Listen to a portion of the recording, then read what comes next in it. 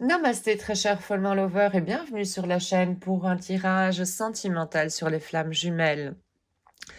Ce tirage est un tirage général qui ne pourra pas correspondre aux énergies de tous ceux qui visionneront cette capsule au moment précis où ils la regarderont. Néanmoins, si tu es tombé sur cette vidéo, c'est qu'il y a un message probablement qui t'est destiné et qui pourra t'aider sur le chemin de ton bonheur.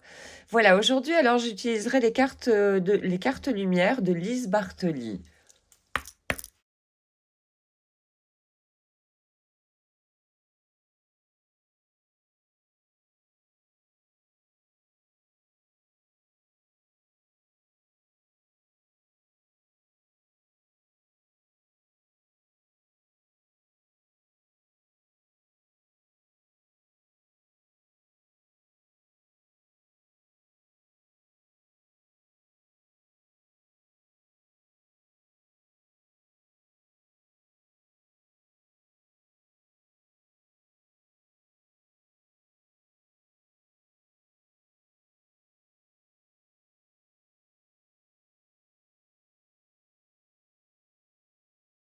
Alors, je vais d'abord découvrir toutes les cartes.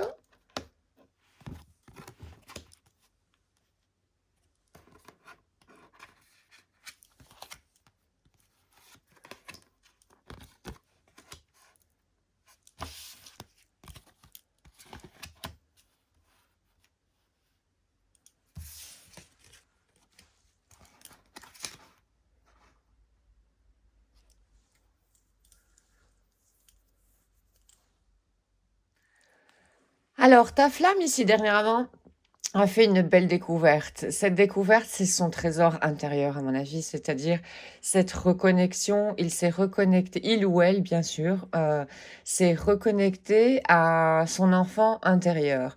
Et, et voilà, pour lui, c'est un grand trésor, au fait, cette reconnexion avec cet enfant intérieur. C'est vraiment une nouvelle découverte. Et ce qui l'a amené quelque part à rompre avec des anciens schémas, des choses qui ne lui étaient pas plus utiles pour l'instant.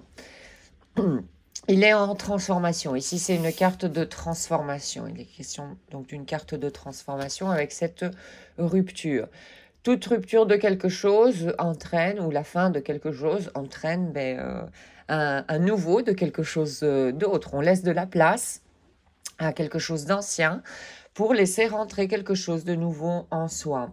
Donc voilà, pour le moment, il y a ce chamboulement dans la vie donc de ta flamme, cette découverte de son trésor intérieur qui est son enfant intérieur et le lâcher prise par rapport à certaines choses du passé qui ne lui sont plus utiles pour l'instant. Et donc voilà, il laisse aller certains vieux schémas, probablement certaines croyances limitantes dont il a fait la découverte pour, pour qu'elles soient transformées, pour que ces croyances, ces schémas répétitifs, voilà, soient transformés. Alors, il a un grand besoin, disons, d'être moins autoritaire. Pour moi, encore une fois, il est question ici d'une flamme qui a été plus souvent à dominante yang, donc dans l'action, dans la conscience plutôt intellectuelle, je dirais, et qui a voulu beaucoup contrôler jusqu'à présent. Le contrôle, je rappelle, est quelque chose de l'ego et c'est quelque chose d'illusoire, surtout quand il est question de contrôler son environnement extérieur. On ne peut pas contrôler son environnement extérieur. Donc, ce qu'il est en train ses besoins pour le moment, c'est voilà de voir en lui cette partie autoritaire, représentée ici par la carte roi, qui a étouffé jusqu'à présent son enfant intérieur ici. son enfant intérieur et qui l'a donc empêché de voir les richesses de cet enfant intérieur. Donc pour le moment, son besoin, c'est de plutôt inspirer de la confiance à cet enfant intérieur, une certaine régularité dans leur rapport. Donc je rappelle, la conscience plutôt intellectuelle est représentée par l'énergie yang en chacun de nous. L'énergie yang est une énergie masculine, mais je le répète, parce que c'est très important, c'est une énergie que nous avons tous. Nous avons tous une énergie yang et une énergie yin en nous. Et l'énergie yin est caractérisée plutôt par l'enfant intérieur, une grande source d'intuition et d'inspiration, de création en nous, de créativité en nous. Alors voilà, ici, il est question donc de laisser partir un petit peu cette autorité de son yang, donc diminuer quelque part cette énergie yang en lui pour laisser un petit peu plus de place à cette énergie yin et donc équilibrer ces deux énergies en nous. Je rappelle à tout le monde, à toi aussi la flamme qui est en train de regarder cette vidéo, qu'il est important, si tu veux bien évidemment évoluer vers le chemin de ton bonheur, sur le chemin de ton bonheur, pardon, et vers l'amour inconditionnel, c'est de pouvoir équilibrer ces deux énergies en nous. Et ça, nous sommes les seuls à en être responsables. Personne d'autre ne peut le faire à notre place. Petite parenthèse par rapport à ça, je poste tous les jours des vidéos yin et yang, des guidances donc journalières, afin de voir quels sont les déséquilibres qui peuvent surgir dans ces deux énergies. Je rappelle que nous avons donc tous. Je t'invite donc très fortement à venir visionner ces séries de capsules qui pourront t'aider sur ton chemin, que tu sois sur un parcours de flamme jumelle ou pas.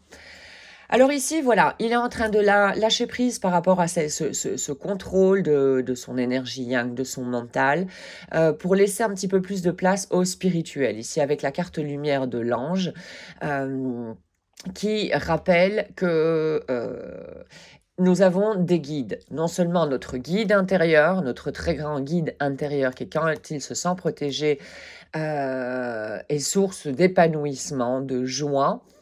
C'est notre enfant intérieur. Ensuite, nous avons les guides dans le monde subtil, les anges, l'univers, tu peux l'appeler comme tu veux. Mais nous sommes guidés sur notre chemin, que tu sois sur un parcours de flamme jumelle ou pas.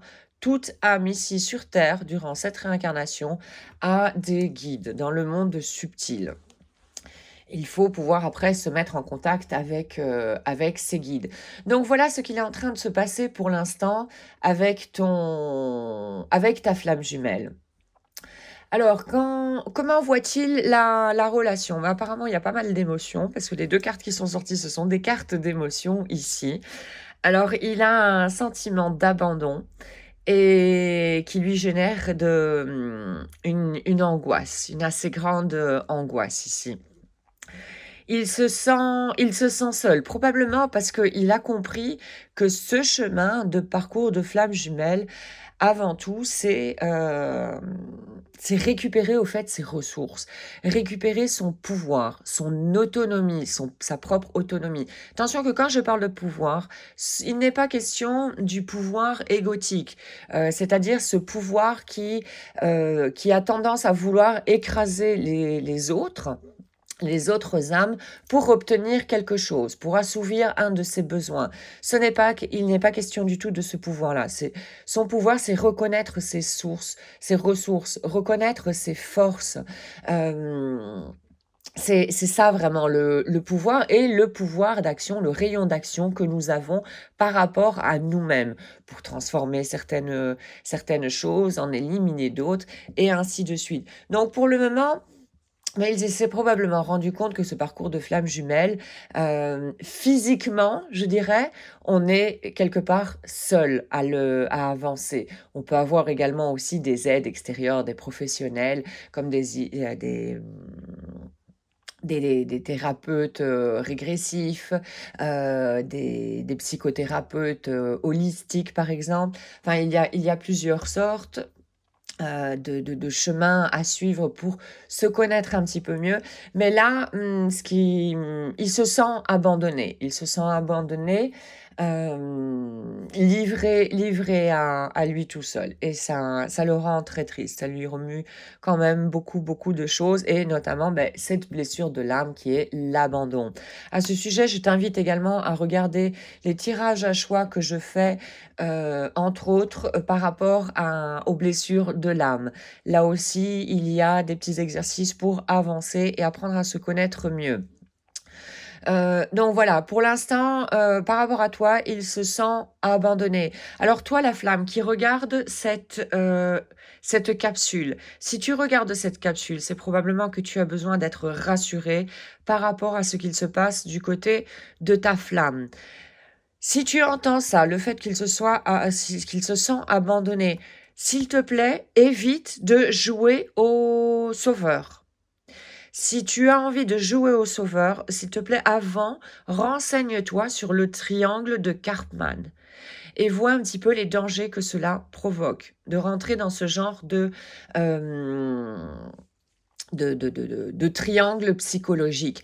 Parce que si tu vas vouloir jouer le sauveur, au fait, en voulant jouer ce rôle de sauveur, tu ne vas pas reconnaître la force dans ton autre et tu ne vas donc pas lui laisser cette opportunité de se reconnecter à sa force, de reprendre le pouvoir. Donc, sache que si tu veux faire le sauveur en disant oh le pauvre ou la pauvre, hein, pardon, il se sent abandonné, je n'ai peut-être pas été à la hauteur. Attention, coupe immédiatement ce genre de choses. C'est très malsain. Je t'invite vraiment très fort à aller voir ce triangle de Karpman et les dégâts que ça peut causer et le cercle vicieux dans lequel on est en train d'entrer à nouveau quand on joue l'un des rôles de ce triangle de Karpman. Donc voilà, je t'ai rendu attentif par rapport à ceci. Recentre-toi sur toi. Lui ou elle, ta flamme, a un chemin à parcourir, un chemin seul quelque part, pour récupérer cette force et pour récupérer cette autonomie tout seul et arriver à l'unicité, c'est-à-dire cet équilibre entre ces deux énergies. Et ça vaut pour n'importe quel des jumeaux. Donc voilà, s'il te plaît, évite vraiment de rentrer dans ce triangle de Karpman. Donc voilà, il se sent abandonné par toi, ce qui ne veut vraiment pas dire que c'est de ta faute, hein. Ça, c'est une interprétation de son enfant intérieur qui est blessé. C'est à lui ou elle d'aller voir cette blessure et de comprendre cette blessure, comment la soigner. Voilà. Ensuite, forcément, cet abandon, cette réouverture de blessure d'abandon, lui génère beaucoup, beaucoup d'angoisse. Il se sent seul. L'unique chaleur qu'il perçoit autour de lui, c'est ce petit rayon de soleil, éventuellement, mais avec son enfant intérieur. Mais comme c'est quelque chose de nouveau, voilà, ça l'angoisse parce qu'il ne sait pas encore vraiment comment se connecter correctement à cet enfant intérieur. Il n'a probablement pas encore tous les outils à cet effet. Donc voilà, pour le moment, il est vraiment dans beaucoup, beaucoup d'émotions et une certaine incertitude par rapport à ces nouveautés qu'il vient de découvrir, hein, notamment son enfant intérieur. Alors, par la suite,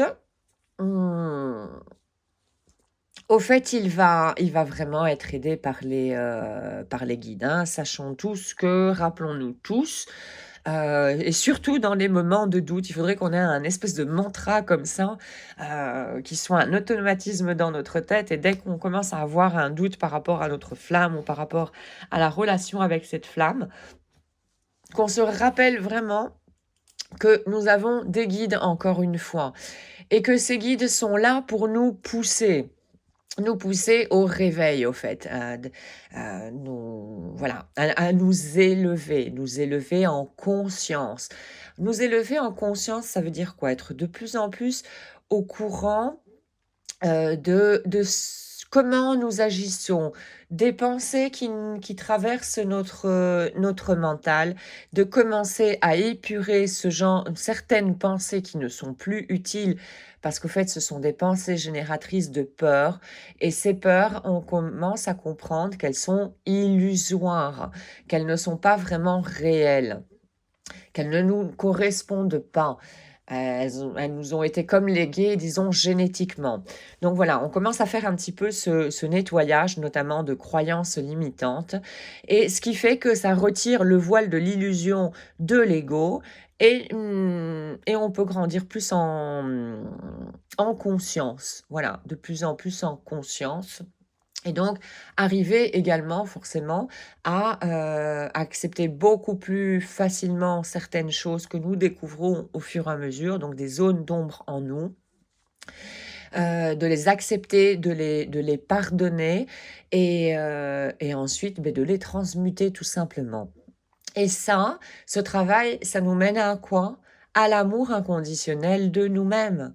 Si on arrive à l'amour inconditionnel de nous-mêmes, cet amour, on réussira à l'irradier à l'extérieur parce que nous ne serons plus en attente désespérée d'avoir de l'amour, de combler notre amour via l'extérieur, parce que ça, c'est une grosse illusion aussi quelque part. Et ce qui nous rend dépendants. Qui est dépendant n'est pas autonome. Ici, c'est un chemin également d'autonomie vis-à-vis de ça. Ça ne veut pas dire que j'aurai plus jamais besoin non plus d'amour de l'extérieur, mais tout simplement que je suis déjà capable de m'évaluer, de m'estimer, de me faire confiance à la juste valeur. Je sais exactement qu'est-ce qui se passe en moi à chaque moment. Et donc ça va permettre de m'exprimer plus facilement aussi à l'extérieur, si j'ai des besoins que je n'arrive pas à assouvir. Mais tout en étant conscient également, conscient ou consciente bien évidemment, que, les autres ne sont pas là pour combler mes besoins.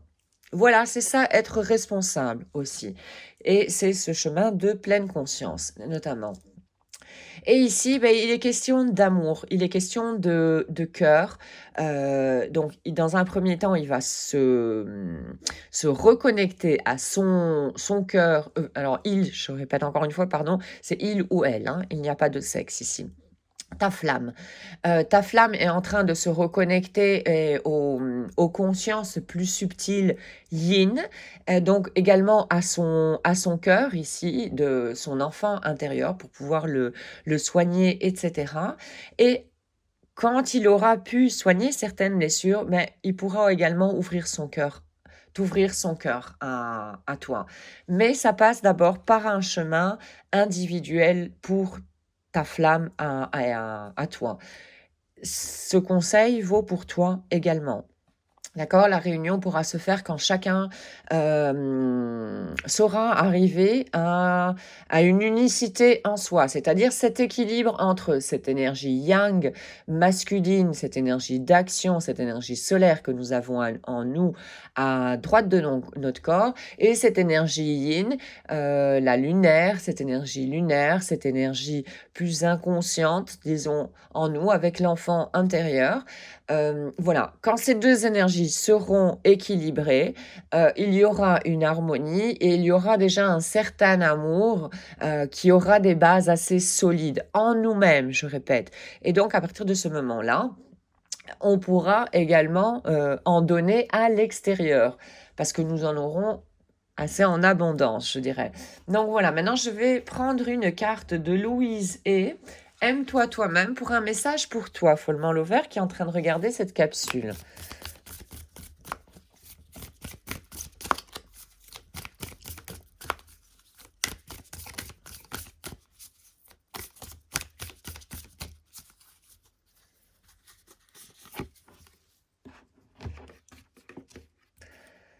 Alors, je suis un avec tous les êtres de la planète.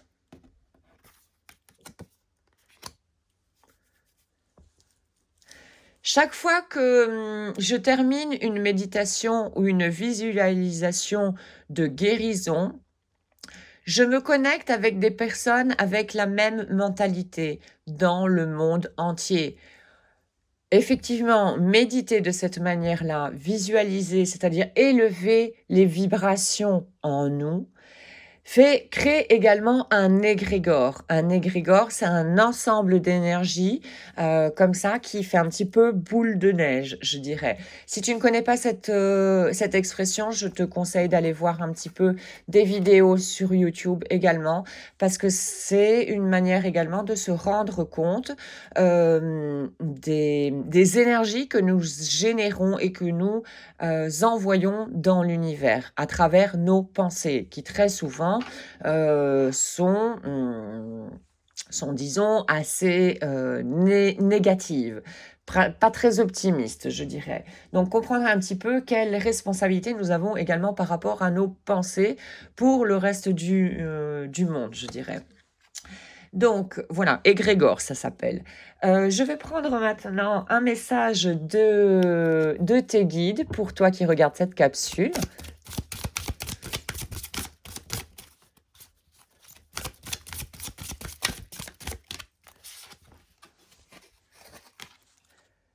J'ai confiance en moi-même. La confiance, ouais. C'est un chemin, effectivement, pour arriver à l'autonomie. C'est au plus on va se connaître soi-même, au plus on va connaître les mécanismes, les schémas qu'on peut reproduire de manière automatique. Au moins, ces schémas seront automatiques. Et au plus on découvrira également les ressources que nous avons en nous et ces forces que nous avons qui nous appartiennent vraiment. Et c'est ça la confiance. C'est se fier de soi-même. Savoir que tout ce qui nous arrive dans la vie, nous sommes capables de l'affronter parce que nous avons des forces. Et si on ne connaît pas encore cette force, ne t'inquiète pas que les embûches, disons, quelque part de la vie sont là sont une énorme, je dirais même, opportunité pour te montrer quelles sont tes forces à l'intérieur, parce que nous en avons tous. Seulement, ces forces-là, on les a laissées s'occulter avec l'interprétation des autres, la valeur des autres. Les autres nous ont mis des valeurs. Dans l'éducation, on a souvent dit, par exemple, tu n'es pas capable, tu n'arriveras jamais à ceci, à cela. Tout ça, ce sont des conditionnements qui font partie des croyances limitantes auxquelles nous avons cru à un certain moment, parce que nous avons cru qu'elles nous protégeaient. Maintenant, sur ce chemin de développement personnel, on se rend compte que voilà, il y a vraiment eu beaucoup de conditionnements en nous et qu'il n'est pas forcément nécessaire de continuer avec ces automatismes parce qu'elles nous empêchent d'être bien dans notre propre vie. Maintenant, je vais prendre un dernier message ici des cartes Toll, le pouvoir du maintenant, du moment présent, et voir un message pour toi.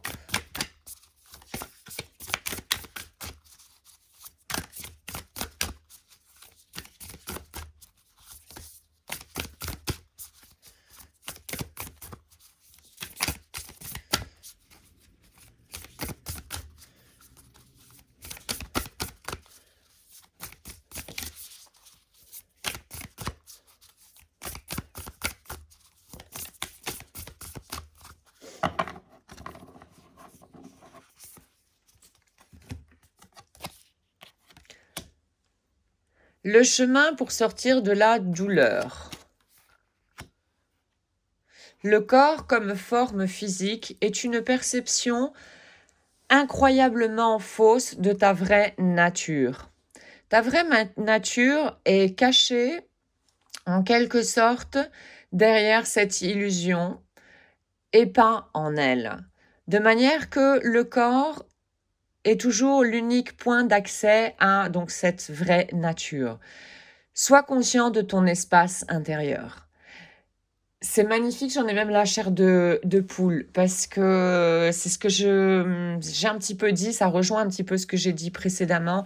Ce parcours de flamme jumelle et ce parcours de développement personnel, donc que tu sois sur un parcours de flamme jumelle ou pas, tu peux être également sur un parcours de développement personnel pour grandir, être plus responsable.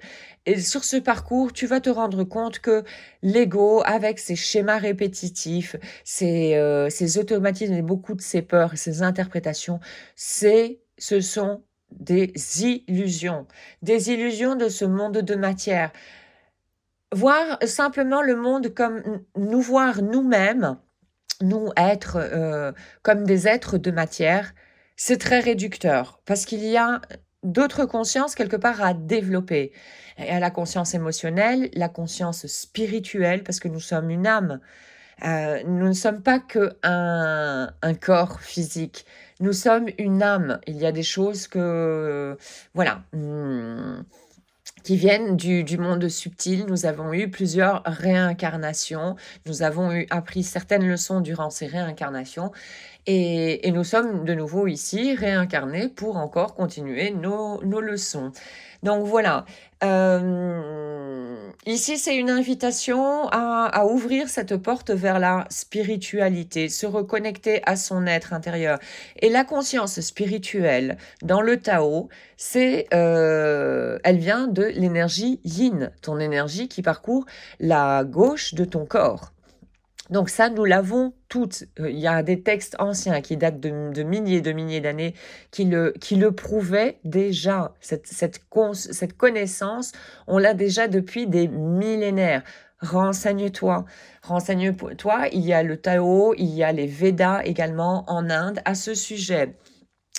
Donc voilà, là, c'est une très belle invitation à nous tous pour nous reconnecter encore plus avec notre enfant intérieur, comprendre s'il y a encore des blessures à guérir, à soigner, pour arriver de plus en plus à notre équilibre et à notre propre bonheur. Rappelons-nous que nous sommes les seuls responsables de notre bonheur, entre autres. Donc voilà, très cher Fondement Lover, j'espère que cette guidance aura pu t'éclairer sur certains points, t'amener éventuellement des petits outils pour avancer voilà, sur le chemin de ton bonheur. Je te remercie beaucoup d'avoir visionné cette capsule et je te souhaite à très très bientôt ainsi qu'une excellente journée, bien sûr.